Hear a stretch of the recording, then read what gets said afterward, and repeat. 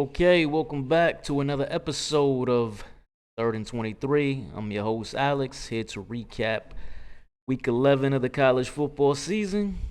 Um, Go over my picks, predictions, see how I've been doing, or see how I did this past week. As y'all know, if you follow this channel, been kind of hot. Came into this weekend over the last 2 weeks, going 10 and 1 ATS. Um, 17 and 4 over the past 4 weeks. So what can I say? Sooner or later, you run the risk of cooling off, and we had ourselves a little bit of a cool off weekend, at least ATS this weekend. So new to the channel, going into the week, that's my record in the top right. That's my overall record. Those are straight up picks. Then obviously against the spread picks, and then I'll update them at the end of this recap.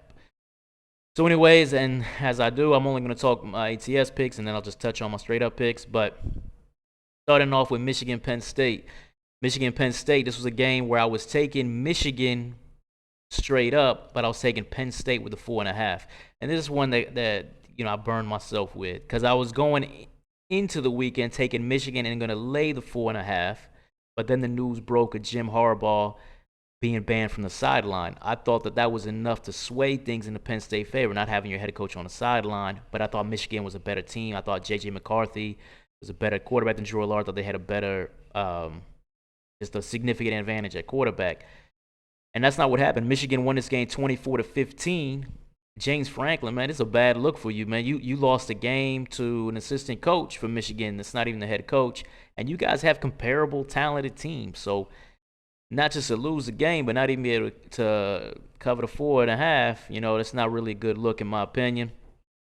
And what happened in this game, it wasn't even JJ. JJ only threw 8 passes. Michigan ended this game running the ball on 32 straight plays.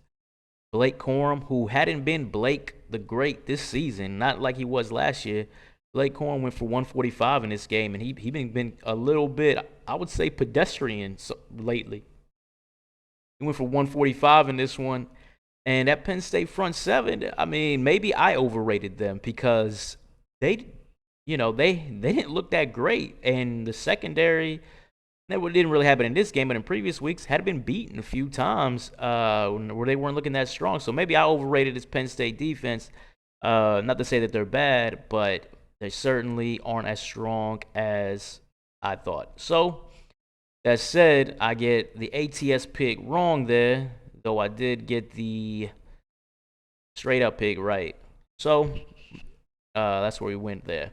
Alabama at Kentucky. This was a game that I was laying the 11. I was pretty confident in this game. I didn't think that Kentucky would be able to run the ball against Alabama.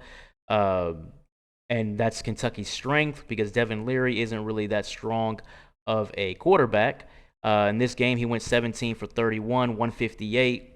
So, he didn't carry his weight. And as a team, they only ran for 95. And matter of fact, that was inflation because in garbage time, they had a late 74-yard run because these guys got completely erased in the running game. Alabama won this game 49-21. They pretty much did what they wanted offensively. Jalen Milroe had a solid game passing, threw for 3 touchdowns. He also, I think he ran, didn't he? Yeah, he ran for 3 touchdowns too. He kind of did what he want with their play action offense was really working for them in this game. So 49-21, we hit on this one. So got one ATS pick, right? All right, so now Utah-Washington. This was a game where I was taking Washington straight up, but again, I was going to take the 9 points in Utah as far as ATS pick goes. I said that Utah had a good defense, that a better defense than Washington has seen this season. I thought that we've seen cracks in the foundation of Washington, whether their offense has played well or their defense has played well, but they can't put a full game together. I said their secondary has been getting got beat up by USC. And in this game, Bryson Barnes from Utah, he beat him up too. And he's not really, I've talked about these Utah QBs. He's not really that good of a quarterback to, really air it out on Utah. He had himself a good game.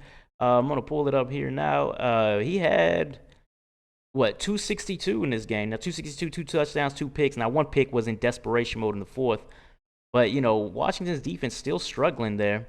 And this was a game. So sometimes this stuff works out for you, sometimes it doesn't. We're going to get to it doesn't later. But this game is 33-28 Washington, fourth quarter. Utah's got the ball driving down the field. So you're in good shape because they're looking like they're going to score again and maybe take the lead. Well, take the lead, or unless they got to kick a field goal. They throw a pick six. The defender picks it off. He's about to house it. He doesn't house it. Guess he's not used to having a ball. He drops the ball on the 1 yard line. Utah recovers it. But then on the next possession, Utah gets tackled in the end zone for a safety. So that makes it 35-28 Washington. So it should have been 40-28, right? Because you should not be able to cover right now. Washington should be covering the 9, but you got bailed out because he dropped the ball. That's why I say when some of these things work out for you. So now it's 35-28. Washington has the ball driving down the field. This is late fourth quarter. Kick a field goal to ice the game, and you're going to be down 10. Blocked. So now you're really in it. You're feeling good. Utah's got one last possession to try to win the game. They couldn't get out of their own 20, and they throw a pick. And 35-28 is your final. So we cover, not the way I thought we would cover, but we did cover. So we cover that. So that put us at 2-1 ATS for the week. Unfortunately, that's going to be it for ATS this week. Tennessee, at Missouri, this is when I took Tennessee and I laid it 2.5. Now, usually when I don't cover an ATS, I'm going to be real. When I don't cover ATS, I barely miss. Like the Michigan-Penn State thing, that was 24-15. You got missed by 4 points. I usually miss by possession. Typically, that's how it goes. I've only had one real, I would say, whiff this season that I can think of off the top of my head, and that was Georgia-Kentucky when I took Kentucky with the points. Here's my second whiff. I took Tennessee straight up in this one. I thought that Missouri would have a letdown from laying it all out on the field against Georgia. Man, there was no letdown factor. Not really. I guess you could say in the first quarter, Tennessee it started up in this game 7-3, and then it was all Missouri. Cody Schrader, 200 yards rushing, 100 yards receiving. First in SEC history to do that, and the Missouri defense just took over the game. Tennessee has an elite running game, in my opinion. They've been great running the ball all year, and Missouri just flat out erased their running game. So Missouri won this game 36-7, absolutely dominated, and this is a huge whiff I had. I got to eat that. That's a big whiff I had. Doesn't typically happen. On to Florida LSU. This was a game where I said a disclaimer. I said if Jaden Daniels, because at the time of the video, he hadn't cleared concussion protocol. So I said if Jaden Daniels doesn't play, I'm going to take Florida money line as an ATS pick. I said if Jaden Daniels does play, then I'm going to take LSU straight up, but I'm going to take Florida with the 15 because I didn't think that he would be 100% in the game. Well, I was wrong on that one. This guy Jaden Daniels may have won the Heisman in this game. Jaden Daniels, he put up video game numbers. Now, part of this is the Florida Gator defense. I talked about the Gator defense has been weak lately. I think their defensive coordinator hasn't done a great job there coaching that team. They gave up 700 yards. So if you give up 700 yards, you're not doing a good job coaching. At the University of Florida, like if it was LSU versus, Stevenson Tech, different story, man. University of Florida, you got athletes on your team. You give up 700, you're not doing a good job. Tell you how crazy this game was. LSU went 2 of 6 on third down. Doesn't seem like anything, right? They only had 6 third downs. That's the key point I'm making. 6 third downs in this game. Big play after big play after big play. Jaden Daniels threw for 372, 3 touchdowns. Ran for 234 and 2 touchdowns. I told you guys weeks ago he should be in the Heisman discussion. I hope that he is. Because even though they have 3 losses, you can win Heisman's with 3 losses. It has happened before, and I think he should be right there. I think he should be going to New York. But this game, but the LSU defense was the LSU defense. Florida was keeping pace with Jaden Daniels for a good portion of the game. This is a 3-point game. Florida was matching each touchdown for touchdown, matching it until fourth quarter when Florida Gators offense couldn't get the conversions they needed to score. And LSU was just not being stopped. So they win this game 52-35. And then if you had a chance for a backdoor cover, the Gators had the ball inside the 10-yard line. Could have kicked the field goal and you would have covered. They didn't need to go for a touchdown because we got less than a minute to go. You're not going to win the game. Yeah, the coaching staff, though, decided to go for the touchdown. It did not happen, so you don't get the backdoor cover. You had your chance there. It didn't happen. So you whiffed there as the final is 52-35 LSU. However, we do hit on the straight-up pick. And finally, USC Oregon. This is one that I thought that USC's defense would be, guess you could say, discombobulated, we'll call it, right? New guys calling the plays. I mean, they're on the staff, but new voice calling the plays. I thought they would be, I thought Oregon would just bust all right through them. And they were for portions of the game. But, I mean, you got to give it up to USC's offense because USC's offense didn't quit. They were putting up a fight. I mean, Oregon got what they got over 500 yards offense. I mean, they did. Bo Nix threw for 412 and 4 touchdowns. I mean, it's not like Oregon was getting stopped in this game. But again, here's another situation where you had your chance to cover. So how you in the Washington game, you kind of got bailed out on the cover, if we're being real, as you took Utah with the 9. In this one, it happened in reverse. It's 36-14 Oregon. You're covering right now.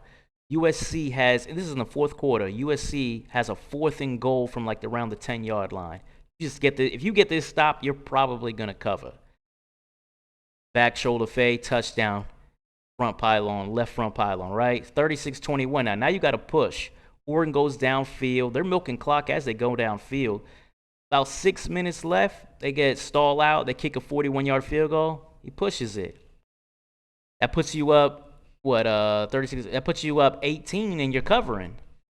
Now you still got the push going. USC goes right back down the field because this is technically a 2-possession game for them. They go back down the field, boom, boom, boom. Caleb Williams did his thing, got him to the end zone, touchdown, 36-27. And then from there, Oregon salted it away. So I'm actually surprised this wasn't a push or it wasn't a cover. But just gonna have to take that. That's an L there. As far as ATS goes, but we did take Oregon straight up, so we hit on that. So for ATS, I know that's a lot of red. It's the first time we had a bad week in over a month, but you know, hot streaks tend to cool off at some point, right? As far as straight up, Ole Miss Georgia, that game was 14-14, and then Georgia, the walls, the floodgates open, and Georgia won that game 52-17, I believe was the final in that one. Absolutely just destruction. Over 600 yards offense.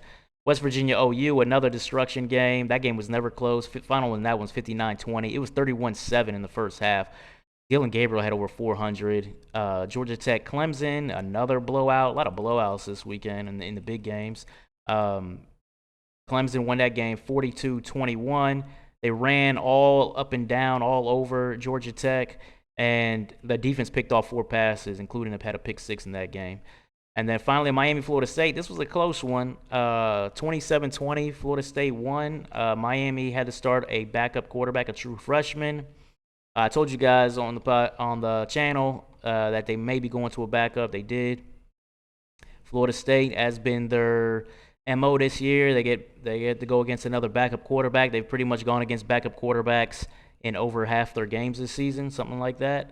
But in this one, 27-20, they didn't cover. It wasn't surprising that they didn't, going against a better team that they had been going against. So let's go ahead and update our record. So as you see, we went 4-9. We went so overall, we'll do overall first. Oops. Overall, we went 9-1. So let's go ahead and update that. That puts us at 75-31 for straight up picks. And then, but ATS 2-4 this week. That puts us at 31-23. Not bad, but so we cool off. Straight up records looking pretty good, I think. And you know what? It happens. Let's see if we get ourselves a bounce back next week.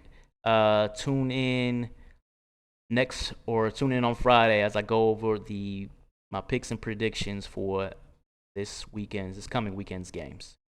Thank you and take care. Oh, and sorry, if you like the content, please Subscribe, like, all of that. You're gonna see my YouTube handle here in a few seconds. Take care.